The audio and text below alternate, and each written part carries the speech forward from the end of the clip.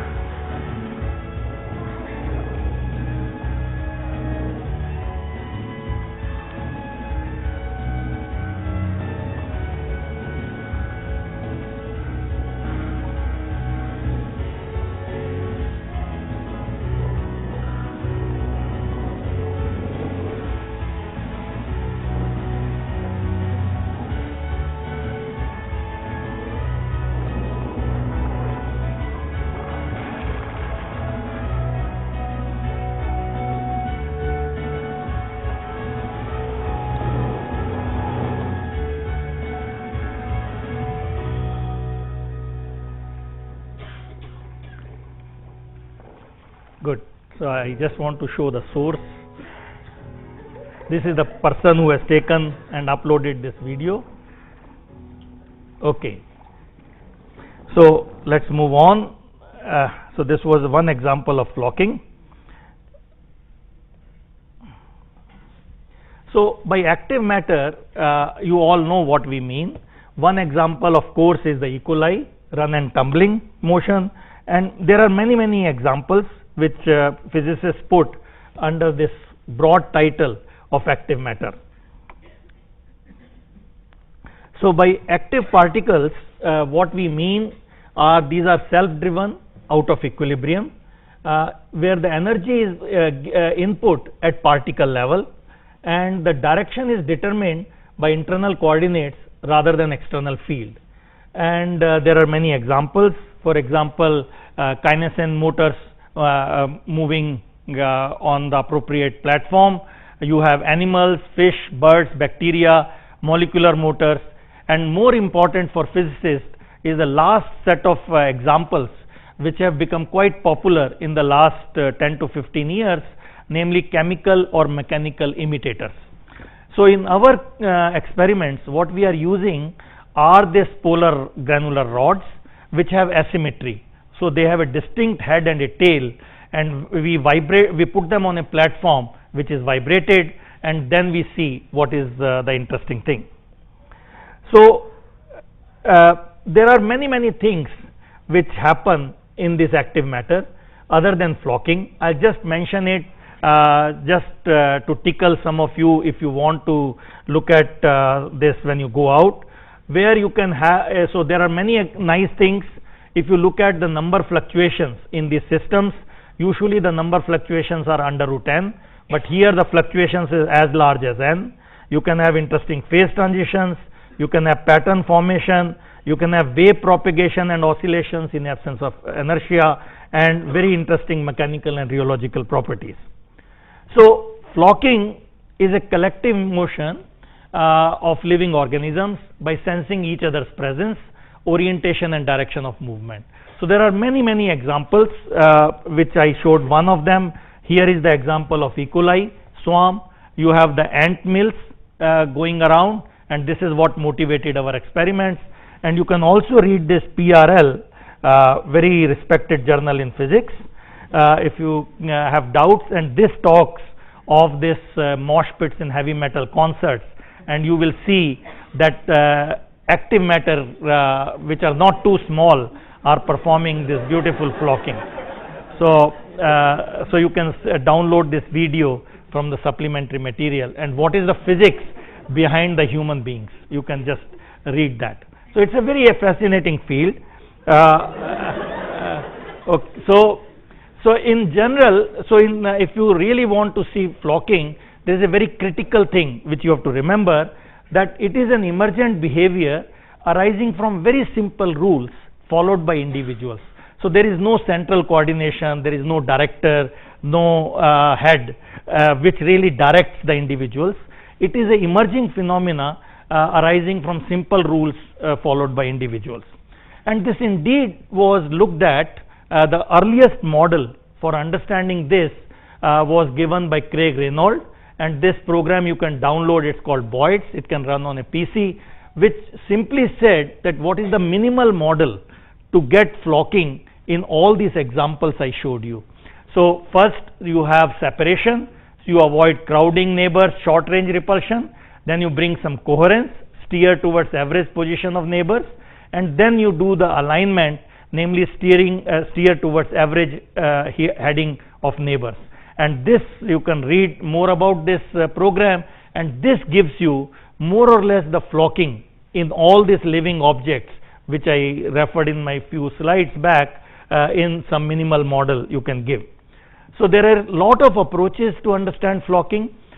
This is the one I started with, and there is a very famous and celebrated model by Vicek, 1995 in PRL. I'll just show you, then Toner and Wu too, and then other papers and so on. And this field has been evolving much more rapidly now than in the earlier years. So this is the Vicek model, which says which he showed with very simple rules by looking at this individuals and with some noise, showed that if you put lot of them together, you can really get the flocking which is seen. And if the noise is number density is less, like here, then you don't get flocking. And this is the Vcek model, which really looks at the nearest neighbor interaction and then goes on to predict this. So this was 1995. So what are we doing in this field? So our approach was to take inanimate objects and see what is the minimal model, which minimum system we can have to look at the flocking, and is it different than the models we already know. So first we thought we'll take an individual particle. We need to understand individual first, and then go to put many of them together. So the experiment is extraordinarily simple actually. So what we do, we have a shaker which shakes this plate about less than a millimeter, 0.1 millimeter in fact, and you put some particles. I will show you in detail. This is our active particle which has a head and a tail, and you can also put spherical particles which will not move because they are not asymmetric. So what we do in this setup, we put the shaker, you have a high speed camera, and record the movies and have fun. That's a simple experiment.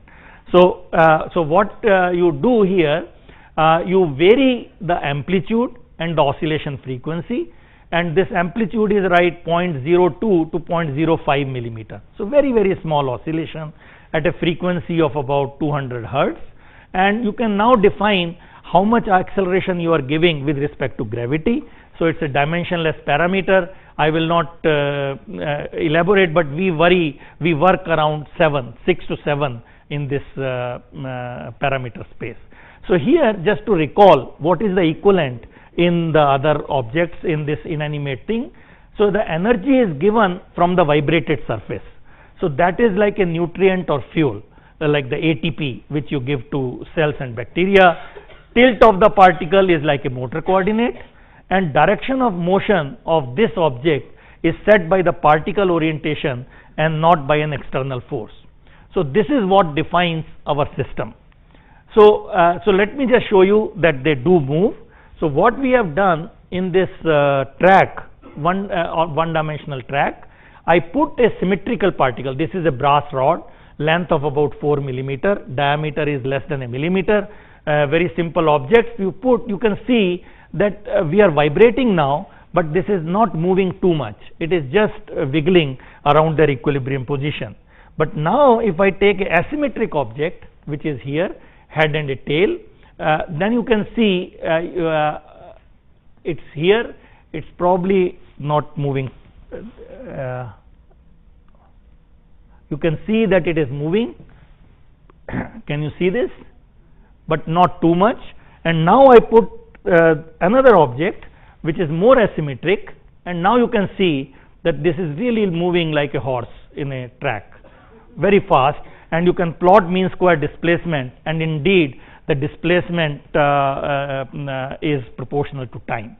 So this is something which we are calling the active particles, and the energy is coming from the this thing. And now if I put a single particle on a plate, you can see that it moves. And now we want to play around with this.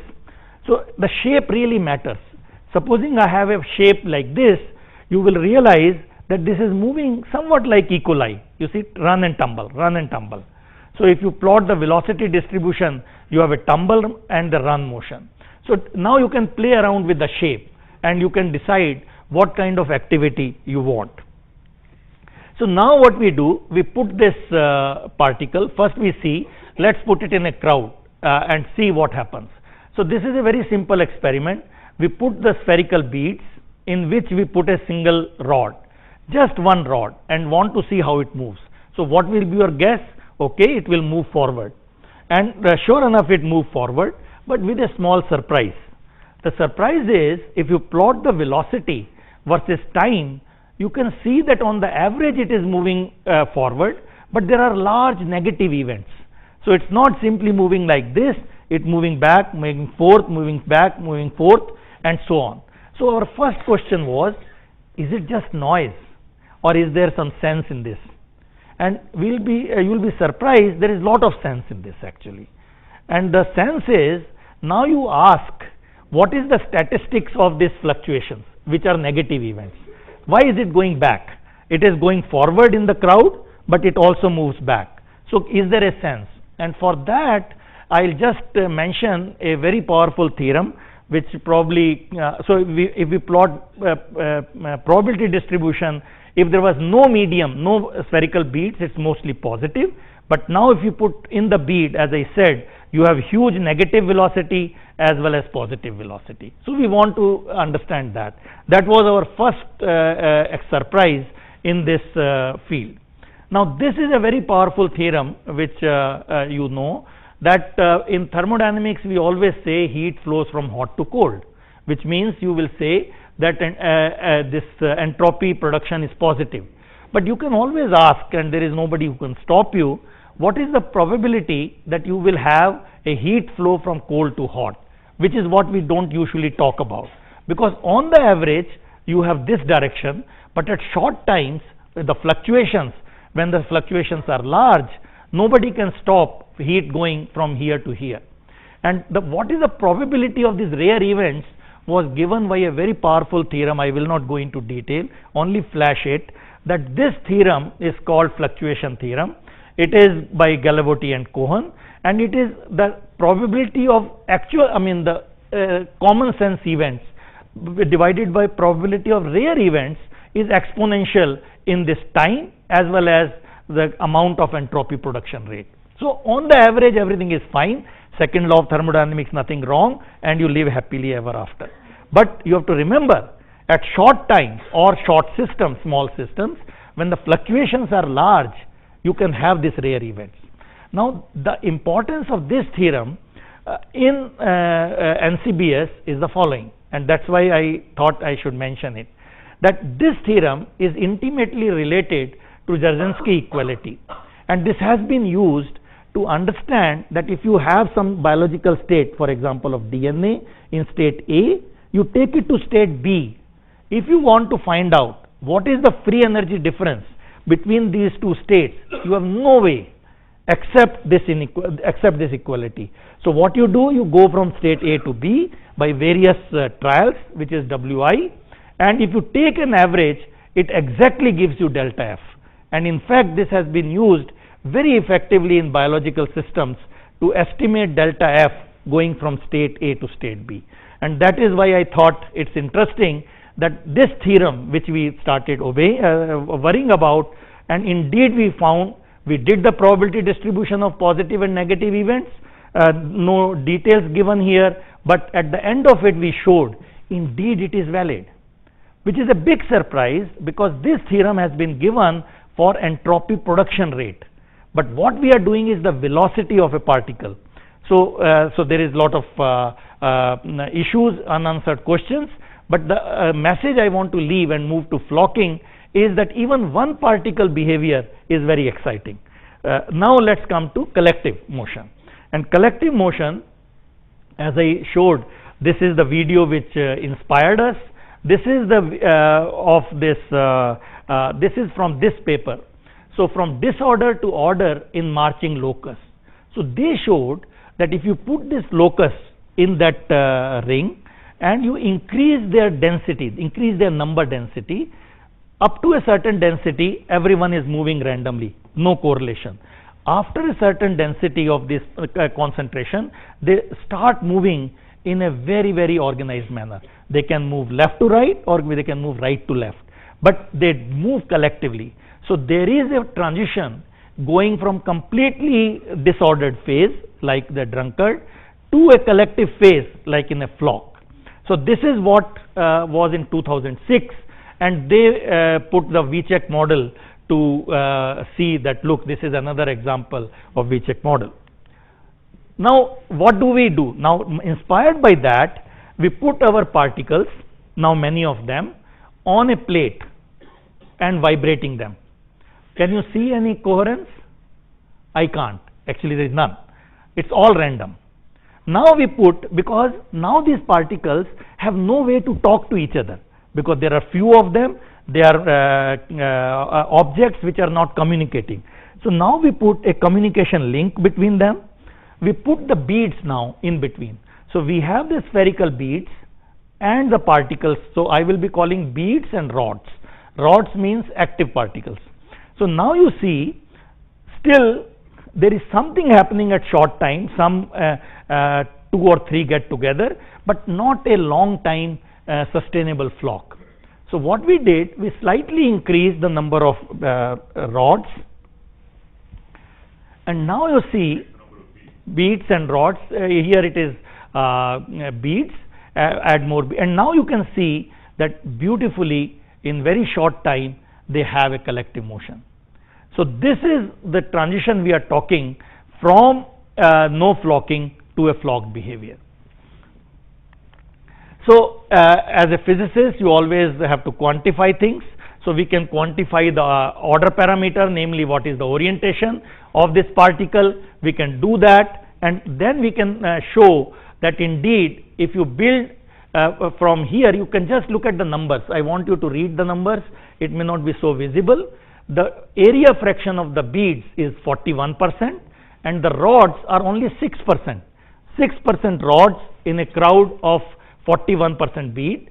It's incoherent. There is no order. Here we have increased the beads to 68% and the rods is still 5%. Only 5% rods. You can now see that soon they will get into an ordered phase, and you can quantify the order parameter as a function of time, and this is the saturated behavior, which means they remain flocked all time to come.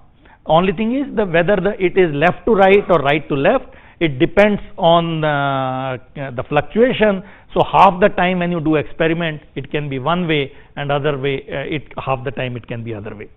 The walls change shape, does that matter? Pardon? The walls change shape. Okay, so here the shape, I did not say it, but I just say it, that this is meant to avoid the flocking or the crowding at the boundaries. So when we don't do that, they go there and cannot get out, and that inspired another problem of the trapping, which I'll talk in a few minutes. So the wall is made this because we do not want the particles to get stuck here if it was completely circular. And this shape, which is not our idea, which is followed from the literature, that they had used this shape to show the avoiding. So it was a empirically designed shapes which gave rise to no flocking, no concentration at the ends, but only this collective motion is what we are studying. So now you can draw a phase diagram, because you want to know how many beads and how many rods I need to put. It's not a unique combination. There is a whole lot of values possible. These are all the experiments. So you can see that Nitin has explored a huge parameter space. So 5 beads, bead area fraction and the rod area fraction. So you can see that for 10% rods, you start seeing even at 45% beads a ordered behavior. So you can see a beautiful phase diagram which tells you that it is a huge parameter space which is available by playing with the beads and rods.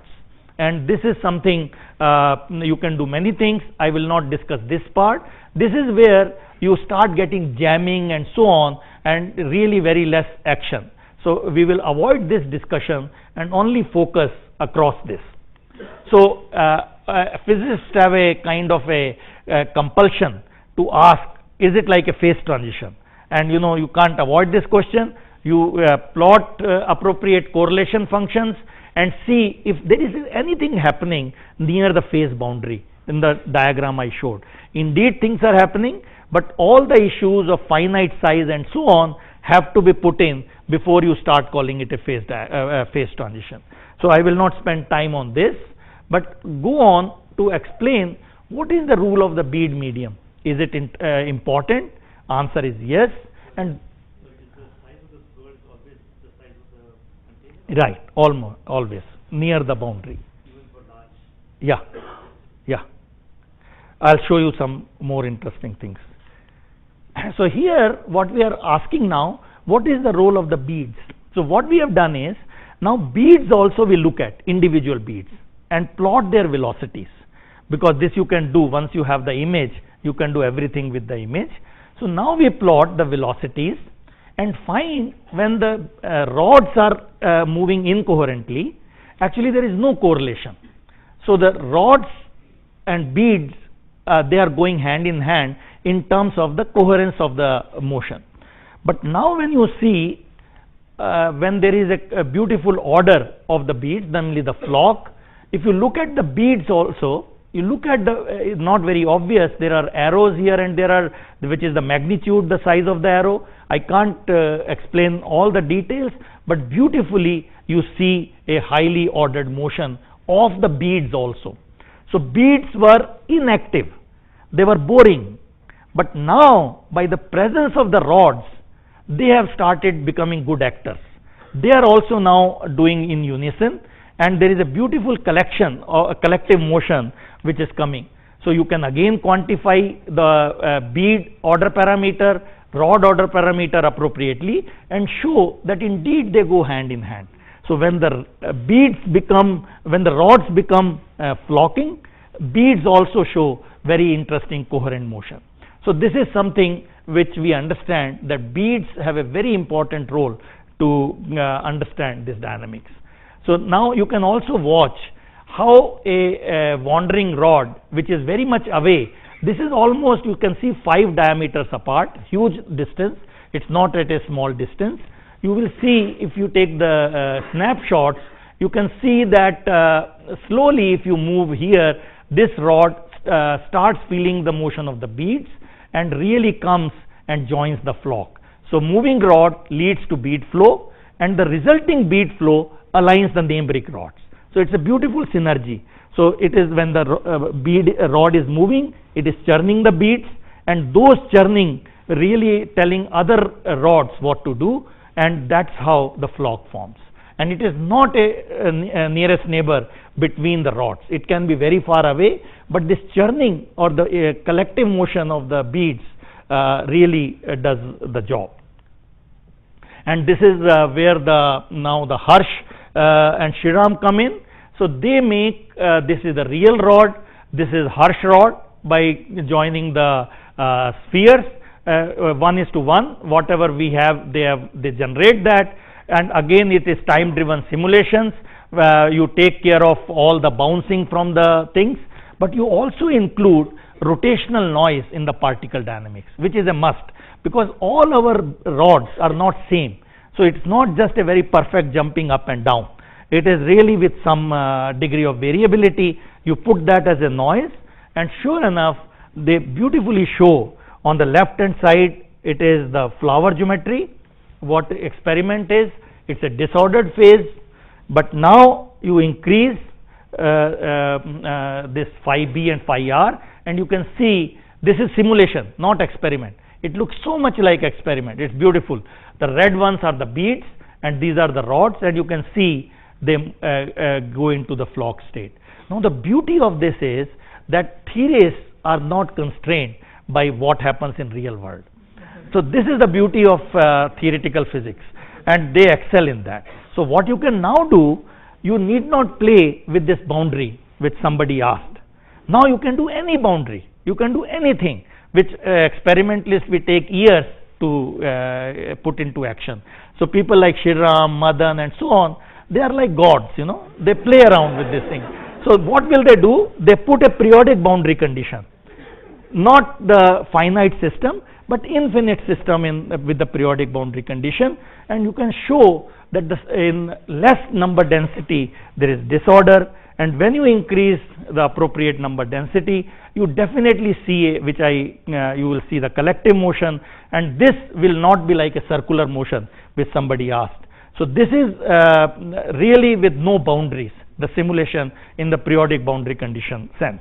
So this is the beauty of the simulation. So it not only mimics this flower geometry, but now you can play around with this. And now comes Shriram's hand to see what is the minimal model to explain this. I will just show only one slide because this is an evening talk, and I was told showing equations is forbidden. In spite of that, I'll show this. because Shriram will be offended if I don't show. He is in the audience, so I have to show this. So with your taking this risk and being thrown out of NCBS very soon, let me just show what we do are the writing the equations. So you have the polarization of the rod, namely the orientation. You have the velocity field of this beads. You couple it. Essentially, one is promoting the other one, and there is a feedback. So with the minimal model, you can show indeed there is a parameter space where you will have a phase transition. Not that we do the whole phase diagram, but this minimal model predicts that you will have a transition from disordered state to an ordered state. So that was so much for theory, and now you can ask many questions. Actually, there is no dearth of questions because Can you tell us what it means? yes, can we do at the little later, because I have some few more things which I may run out of time, but I'll catch up with you in few minutes after that. So there are many interesting things you can ask actually. So the equations are simply writing the coupling between these two variables and feedback. So here we show these beads which we have shown you. They were actually nice one single diameter, so it forms a crystalline state and all that. So we said, is that necessary? Answer is no. You can put anything which communicates. We have put two diameter beads. They are not in any ordered state, and still the same thing happens, and you get a flocking. So the beads geometry or their structure is not really that important in deciding this cooperative state. So let me summarize this part because I have said a few things. So let me summarize. So this experiment was just to demonstrate that you can form a flock in the collection of dry grains. Very simple experiment, just by shaking, giving them energy, making them move, and collective motion is a flock. So a small concentration of motile particles, which is the rods, can coherently transport a large passive cargo, which this is the part I will amplify little later, that even the beads which were so boring and so lethargic earlier have also become now very active. They are also doing the collective dance, and that's what is the synergy between beads and rods which is playing out. Now what else can you do? Many things actually. This is just a very small subset of things we have done and still doing. Can they form swarms, which was shown by Harsh? Yes, you can form. What happens if, can you trap these particles in some obstacles? And if you can trap, can you do something interesting with them? And can you sort out various activity particles, not by their size, but by activity? Not by the molecular sieve or any sieve, but by activity. So this is the questions, these are the questions we asked. So here it shows you that now this is the experiment done by an undergrad student, summer student from IISER Trivandrum. So he was with us, with me in last summer, and what he has done is, motivated by Harsh simulation, we put in this, sorry, it's not very clear. Can you see we have beads and rods? This is the total area fraction, and it is half rods, half beads. Okay, oh thank you. Just only 2 minutes before they go to sleep, I'll just wake it up. So this is 0.26, and now if you do the movie, actually you will see there will be very little collective motion. Rods and beads are moving not in any way, but cut the story short, after you cross total area fraction of 0.3, some nice things happening, and you form really this very large swarms which live for long, and they break, they form again, and they are taking the beads along with them. So there is a beautiful motion of these beads and rods in the right parameter space when you have not gone to the fully ordered state. This is just close to the boundary of this order disorder, and you have very interesting swarms forming. And this is something again which can I have the slides light please? So you can take a snapshot and you can show that the swarms are much bigger as you increase the area fraction of these rods and beads. Now the second fun game, how do they behave when I put a trap. And this was motivated again by a simulation, Helmut Sloan, and an experiment on bacteria. So what they showed was that if you put a trap, you can see the trap here, and if you vary the angle, it matters. So what they showed in the simulation, and we showed in our experiment, that if the angle is less than 120 degrees, then all these active particles which were outside, they were moving. With time, they will simply accumulate inside. So you have a complete trapping of this at less than 120 degrees, 80 degrees, with time they will all come and assemble. But if it is more than 120 degrees, they will never assemble. They will keep on going in and out. And so it means there is a detrapping to trapping transition as a function of the angle of the obstacle. And this again, some lot of fun things I will not mention. Lot of things happen, and what happens near the angle when it is just between these two, and so on. And this is again the dynamics of these events, again very interesting. Now we put two types of active particles. We have this, our favorite one, and now I put this run and tumble particle, which I showed you moves like a E. coli. Now I put them in between in a trap which is less than 120 degree. So what do you expect now?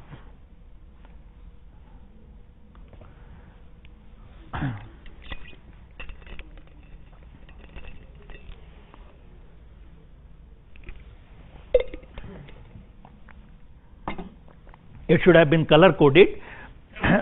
What happens is, in few minutes, few seconds, only this particle which is active gets trapped.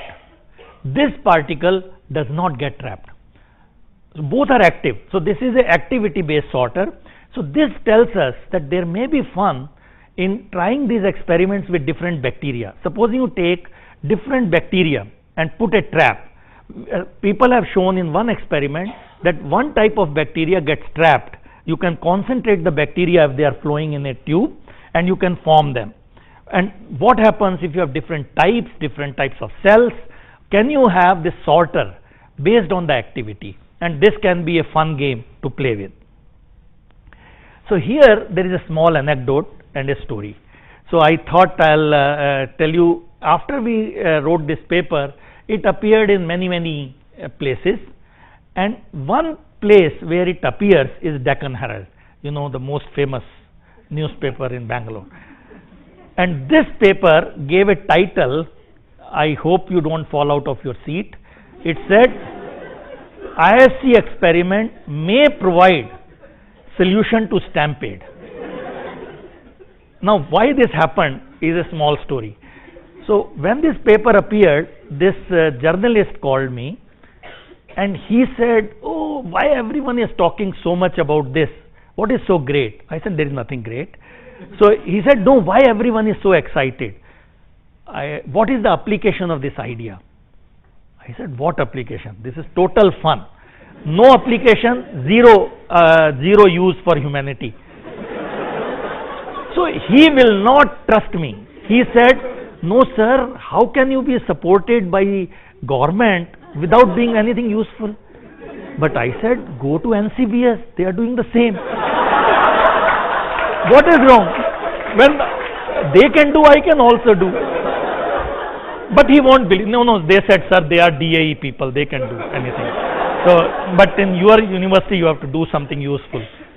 So out of desperation, and believe me, it was desperation, I said, because 2 days before, Bihar stampede had occurred, before this appeared in the.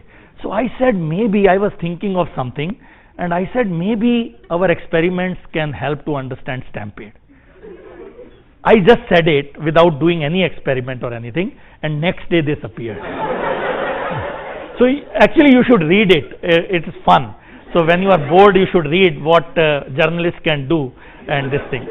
So now this motivated us to really do something on stampede, because I thought this will be, and here I realized it's a very beautiful literature of clogging in bottlenecks, whether it is the roads, whether it is the grains coming through a hopper, whether it is microparticles immobilization, panic flow. In here it is sheep, but it could be you and me.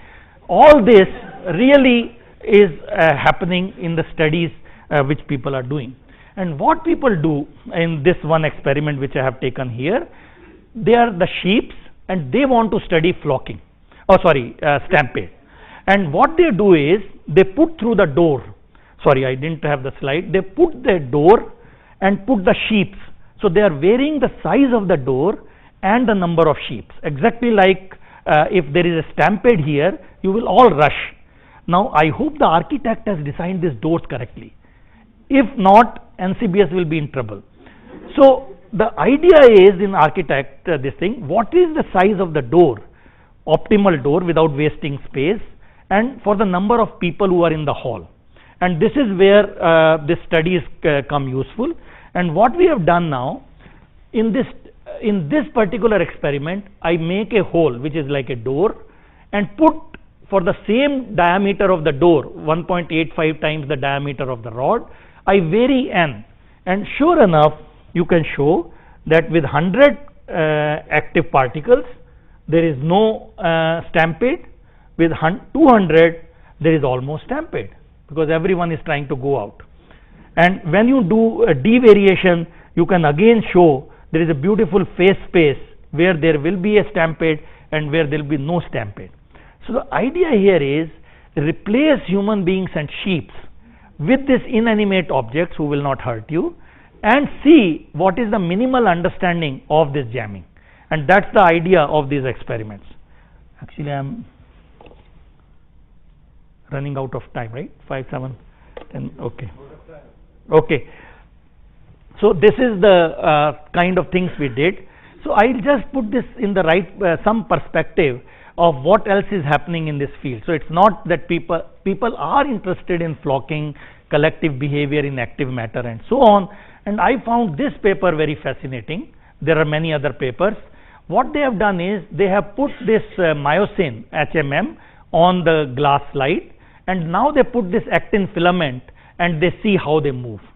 In this experiment they show when the number of the density of this actin is less, there is an incoherent motion, and then they increase the density of these filaments and show that there is a very beautiful motion above the critical density where they form clusters for these actins, and when they increase more, they see beautiful flocking and this motion, density waves. So again from that paper I have taken, and you can see this beautiful collective motion. So there are many systems in biology with biological relevance which would be performing this collective motion, and what is the relevance of that in biological action and so on, that is for you guys to figure out. Okay, so let me now come to the last part of this story, that what we have shown is, which is the very important key result, that a very small concentration of motile particles which were active they carry coherently a large massive passive cargo, which are the beads. So, and that too, which this efficiency increases as you increase with load. So the question is this mutual interaction between motile and non-motile, is that having a relevance? And this is where Madan's critical comment to a journalist came in, and then I learned what he meant. So I'll just show for 1 minute what the idea could be. So this is the motivation, as I said, when the rods move, beads also become coherent. So question is there a biological analog? Maybe, maybe not. So this, let me show you what these are the slides from Madan, and after talking to him, this is what I understand. So the idea is you look at active composite cell surface, which is really having all these dynamic actin filaments, long static actins and so on, and ask what happens to the molecules which are above this, which are so called immotile, non-motile. So the motility is coming only in the motors which are moving on this. Will they affect something happening outside? That is the analog of our experiments. And one such thing, when they call active ones, is, for example, integrin receptors, which are really coupled to this dynamic actin.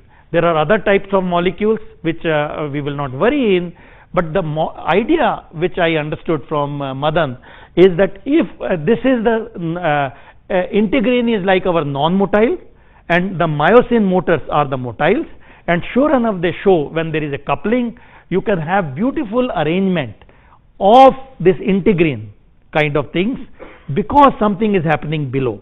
So this is probably the closest analog I could understand, but there must be many more examples where the activity of one could be inducing something else which is so called boring or the non-motile.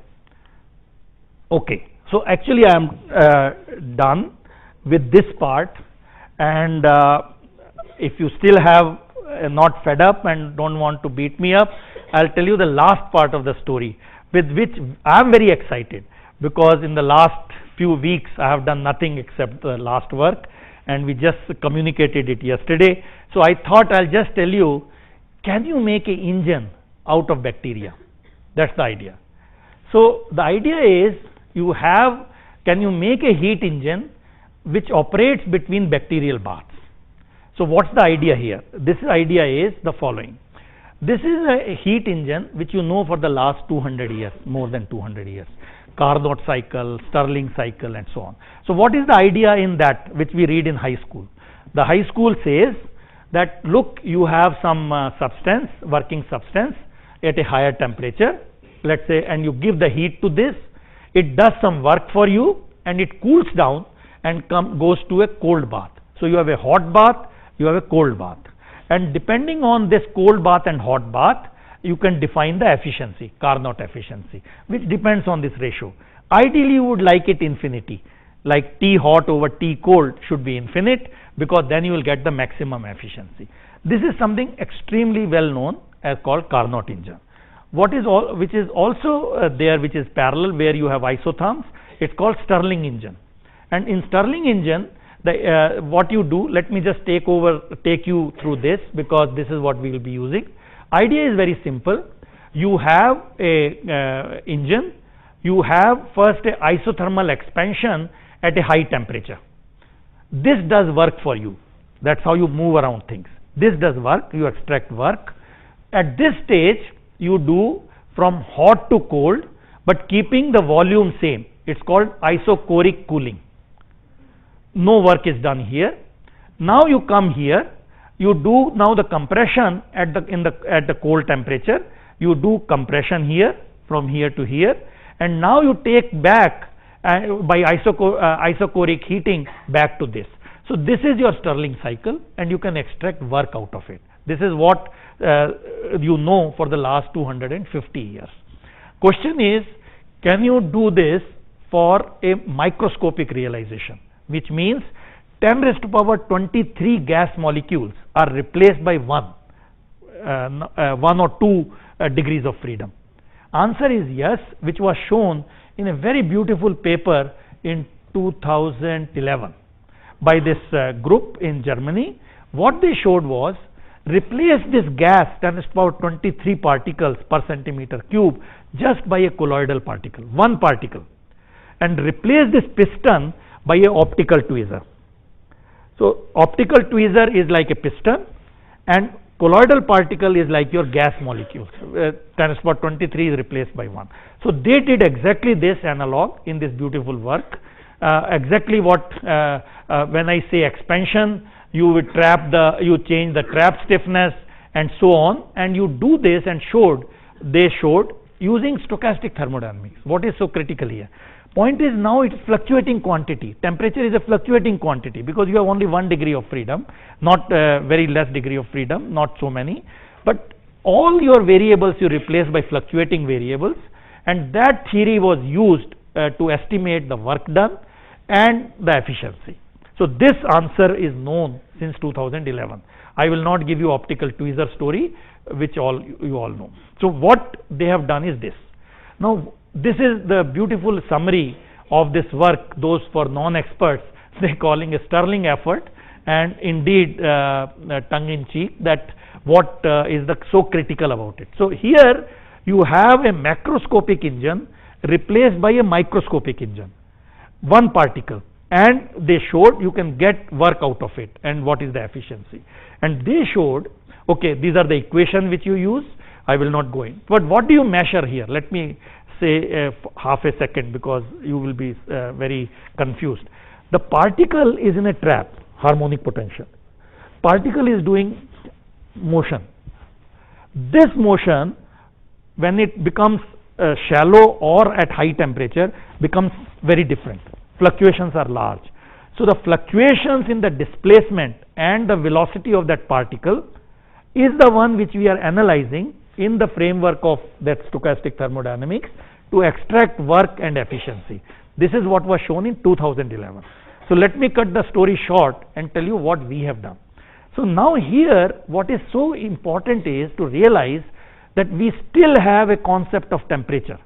We have temperature bath, which is what they did, water temperature, T hot, T cold, and then they are varying the trap stiffness by the laser power. What we are asking is now, can you replace this reservoir by completely different? You can't even talk of temperature, you talk of activity. Lot of activity here, less activity here. Can you get an engine out of it? And that we do using bacteria. So we have bacteria now, which is what is written here, and this bacterial activity depends on the temperature of the bath. So temperature here is just to vary the activity, it's not really the control parameter. You can see this huge motion, and when it will be less temperature, you can see less activity. So you can vary the activity of this bacteria. You can culture them. This is what we did in collaboration with Professor Deepankar Chatterjee and his student, and we take out this bacteria at this point in the growth curve, and we vary the activity. We get various batches and we vary the activity of this bacteria. So here we are varying the activity by the temperature of the bath. So this experiment took about 2 years to do. Sudesh, what he did, he had two channels. In one the water was flowing at different temperature, other one you had the bacteria and the colloidal particle, and you are trapping the colloidal particle. So trapping is still with colloidal particle, this bacteria is just heating it and producing lot of work, lot of fluctuation. So this is what is written, this is the actual experiment. We do all this isothermal expansion, isothermal compression, and you can see that the probability distribution for displacement is highly non-Gaussian. Unlike a thermal reservoir, it's a beautifully Gaussian displacement. This comments are only for those who care about these distributions, and the fun is all in this non-Gaussian part. And on this scale, this is our engine for passive, when the bacteria die and there is no activity. This is to scale. So this is the cycle when there are no bacteria or the bacteria are dead, and this is the actual cycle when the bacteria are active. So here you can see the bacterial temperature, the bath temperature varies from 313 to 290, just a very small variation. So this temperature has nothing to do with enhanced activity.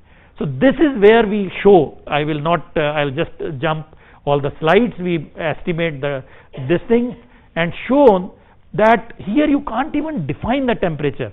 There is a problem in the literature. People will say T effective, effective temperature, which if you use by using some Gaussian construct really doesn't capture the whole story, and that numbers are extremely small.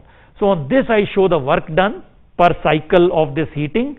You can see on this scale the passive engine is just here, which is expanded here, but now when we have this bacteria, it's a huge activity. It is actually 2 orders of magnitude higher. So this is something very interesting. Now we quantify why this is happening, and it's a fluctuating quantity because it is just stochastic, and the average is what we are talking. Efficiency is 40%, and the efficiency of the passive engine is only 5%, so 8 times increase. So let me cut this story short to show that all this activity is happening actually from the displacements which are not so well behaved, not in the Gaussian distribution, and we estimate that, which is almost 85% of the work I will not go into detail, and show that really this is our efficiency versus activity temperature. You can see it increases and then saturates, and this is where if you done a effective Gaussian approximation, you will fail miserably, and so on. And here the beauty is it can even enhance the theoretical limit on the passive cycle, because it has nothing to do with the passive cycle. So here we get a efficiency which is 40%, and this is what theoretical limit is on a passive cycle. So this construct, if you look at it, my idea was just to expose this paper. You can read tomorrow, it will appear on the CONMAT with all the details. What we have shown is that you can make a microscopic engine, you can take the concept which people did with the passive reservoir, but now put them in a non-thermal reservoir where you can't even talk of temperature. So realize this with high power and efficiency, and majority of the performance arises from non-thermal or non-Gaussian fluctuation, and now it has many beautiful take. Now you can have something in your system, any activity. It can be chemical imitator, it can be mechanical imitator, it can be anything, it can be Janus particles, and now you vary their activity with light or magnetic field, anything which you want to do, and you can make a engine out of it. And question is, can you use it in devices, in biological sense, and so on? That is for all you to do, not me. So this is something I'll just summarize. Apologies for few minutes of time I took more.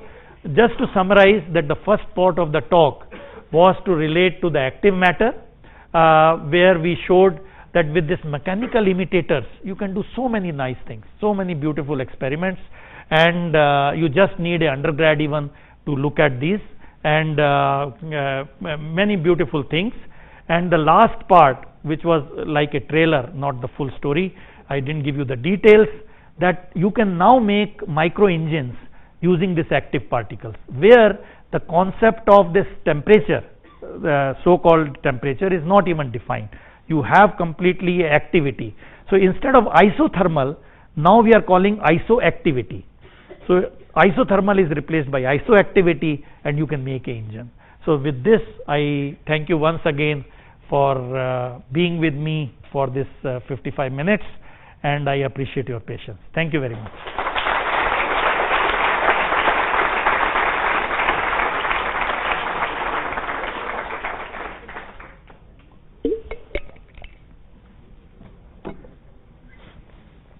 Questions? Questions, right? Yeah. Okay. Did you try using rubber particles or any polymer particles in the shaking thing? No. Because if you use a soft material, the transmission is killed, and many of biology is from soft. So how do you transmit? So the point is, here when you take those systems, you don't have to work with the vertical shaker. You can have other ways to induce activity. So this construct which I said is for mechanical objects which are being vibrated. But if you have polymer particles or some polymer spheres which people try, elongated ones and so on, you can have other means. You can have chemical means, or you can have some other ways to move them. I meant the medium. The medium was a. So there is no medium. These are dry grains. In the first part of the talk. Correct. Dry grains. There is no medium. He's referring to the beads as the medium. The beads are the medium. Oh, beads as the medium. I apologize. No, we have not tried anything else. Because the communication is killed that time. Yeah, so that's a more complicated question. How far the communication will go will definitely decide. So we have to see under that condition whether there will be talking enough the rods to form a collective state. Because that's what happens. Yeah, we have not tried. What would be the efficiency of this engine, considering that there is no concept of temperature, because So I showed we have reached. So what we do, sorry for rushing through this. Our temperature of the bath is 310 Kelvin. But now supposing you insist, and you really are not a pest but insistent, you say define a temperature for me. Reviewer. So what we have done is, what we have already done, taking care of that nasty thing, we have the probability distribution of the displacement. we take the variance of that, put equal to half kBT, because that is what you would have said if you had this equipartition theorem and so on. That defines T activity, which we are calling T activity. This is a name concocted by us. That is actually 5000 Kelvin when the bacteria are active. So it's a huge temperature, and that is what we are saying in our work. It might be a way to even estimate the activity. When you say this bacteria is more active than this bacteria is more active than this, what is a quantitative measure? What is the standard? So what we are saying is maybe that is one way to quantify. You can talk in terms of efficiency and so on. As I showed you, the efficiency and work done depend on the T active, and then it saturates. So this is something what we are doing. Yeah. So it's amazing how you show the flocking as a. Oh yeah. Yeah. So it's amazing how you show flocking as a very fundamental process. I just want to know, is there any mechanism that you think or a hypothesis that you have? Is it a path of least resistance or some force, an equilibrium or non-equilibrium, or what? No, it is a non-equilibrium process. You are feeding each particle energy when their density is high, and that is what the simplest Vcheck model showed. That what you just need are or not even Vcheck, the Reynolds model. What you need is the minimal model to show, look, when you look at your neighbor, just follow it, align it. That simple fact is enough. Now in real life it can be more complicated, which it is. When you see the birds, they will do all this, changing the leader and so on, and taking advantage of all the buoyancy effects and so on, so that when this fellow moves, the next people are eased in moving.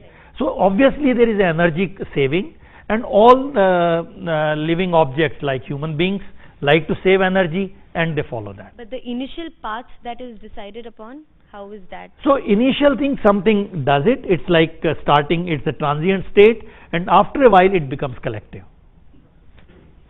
Yes. Why Yes. is the distribution non-Gaussian?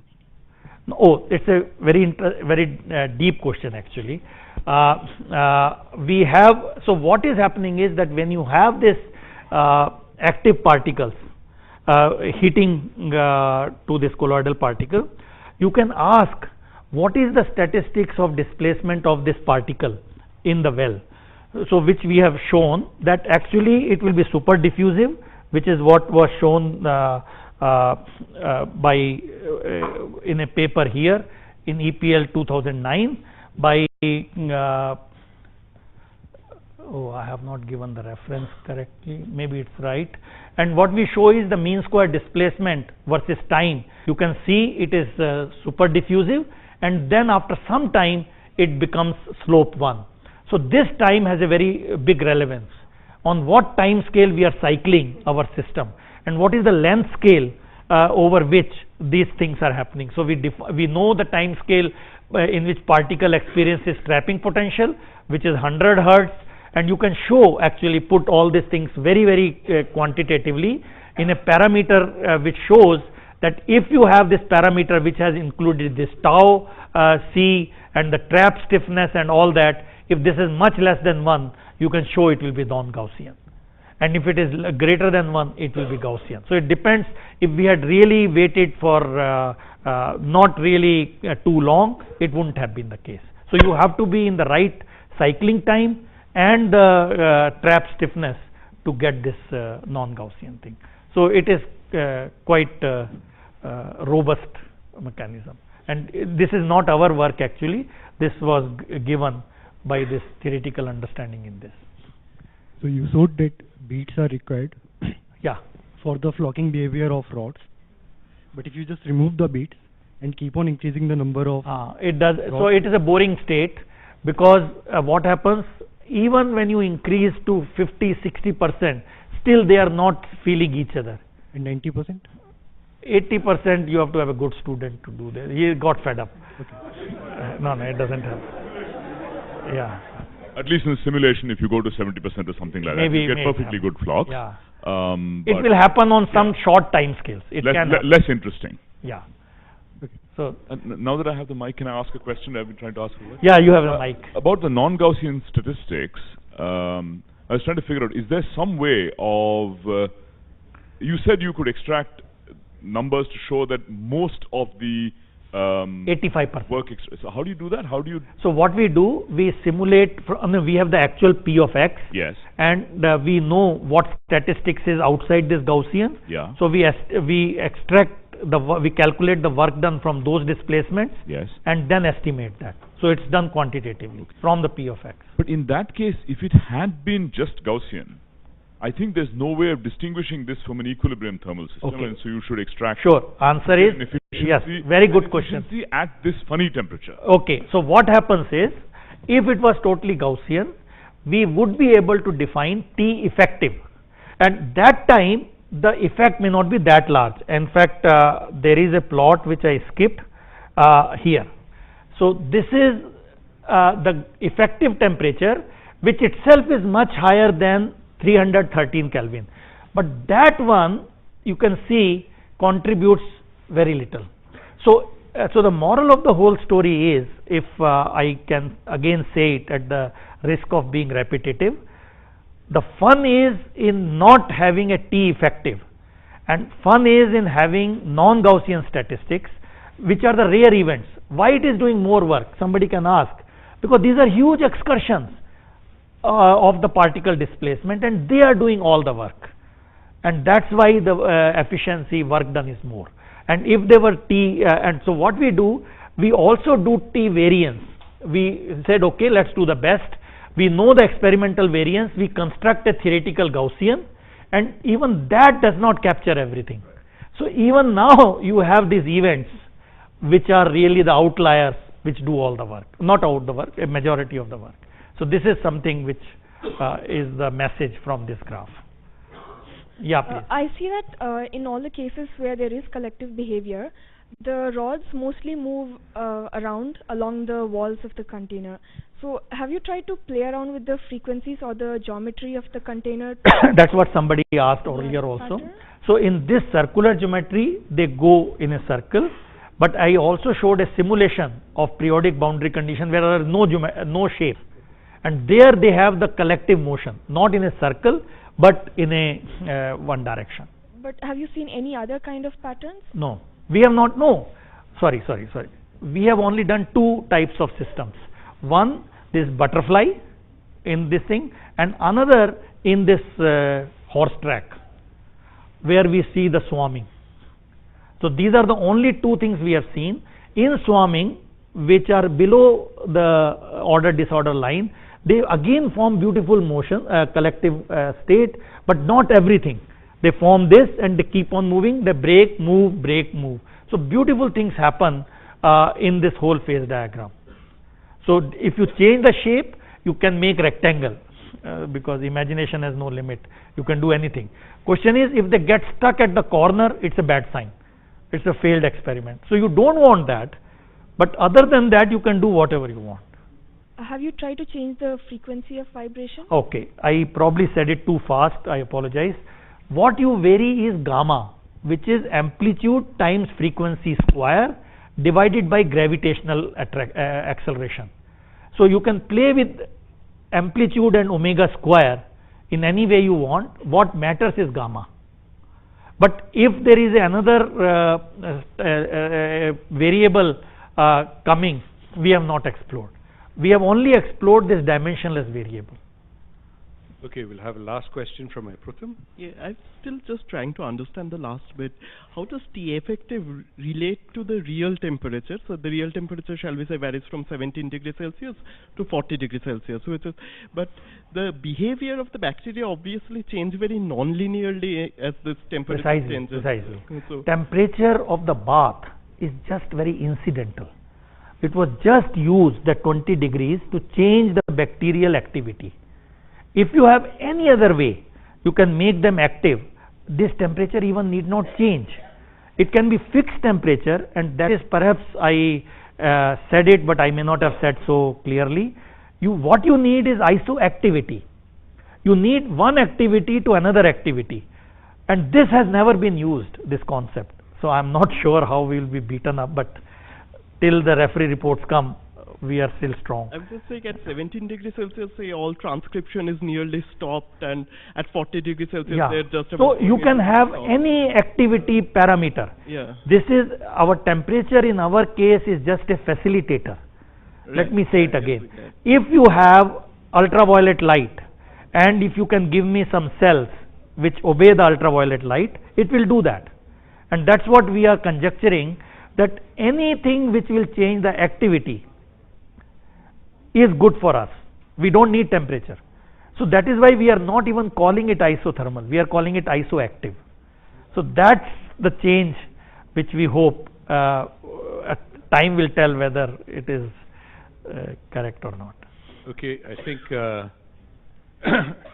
I can see that there's a lot more people who would like to ask questions, but I think we'll call a stop to the formal question session.